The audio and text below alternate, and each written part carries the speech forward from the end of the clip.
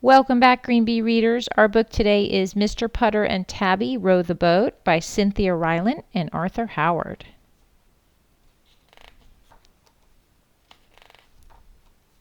Chapter 1. Sweaty. It was summer, and the weather was very hot. Mr. Putter and his fine cat Tabby lay around all day and sweated. They sweated on the front porch. They sweated in the kitchen. They sweated under the oak tree. They even tried the basement, but they sweated there too. "We're too old to sweat like this," Mr. Putter told Tabby. "We shouldn't have any sweat left in us." But they did, and they were miserable.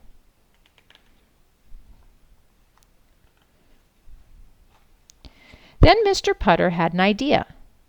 "Let's go to the big pond," he said to Tabby. "We'll take Mrs. Teaberry and Zeke." Their neighbors, Mrs. Teaberry and her good dog Zeke, were sweaty too. Mr. Putter was sure of it because he had just seen Mrs. Teaberry dump a bowl of water on Zeke's head. He went to Mrs. Teaberry and told her his idea. She thought a trip to the pond was a wonderful idea.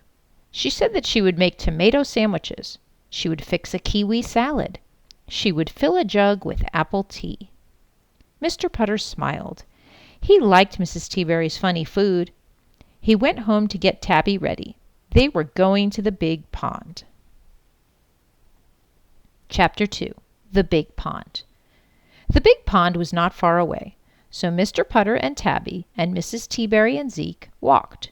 It was a hot walk. It was a sweaty walk. It was a slow walk. But it got exciting. Mrs. Teaberry was wearing a big, wide hat covered with fake red grapes. A blue jay kept trying to steal the grapes. He swooped down and grabbed Mrs. Teaberry's hat from her head. "Shoo!" said Mrs. Teaberry. "Scat!" said Mr. Putter.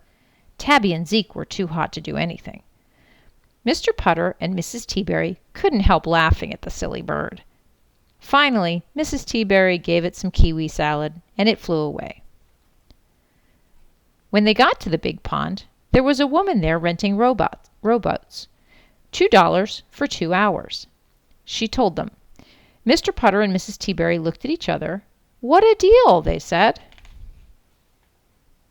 They loaded up Tabby and Zeke and lunch and rolled away.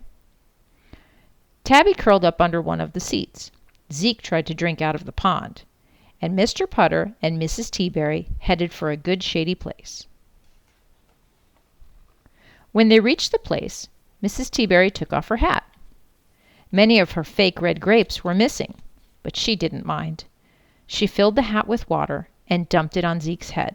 Zeke loved it. Tabby came out from under her seat. She batted at a water bug on the pond. Her tail twitched. Her teeth clicked. She forgot all about being hot. She just wanted that bug. Mr. Putter and Mrs. Teaberry took off their shoes and put their feet in the water. They filled their cups with apple tea. They chewed their tomato sandwiches, and they finished what was left of their kiwi salad. They told each other tall tales from their lives. Mr. Putter told about the time he won the country worm race. He said his worm's name was Jack.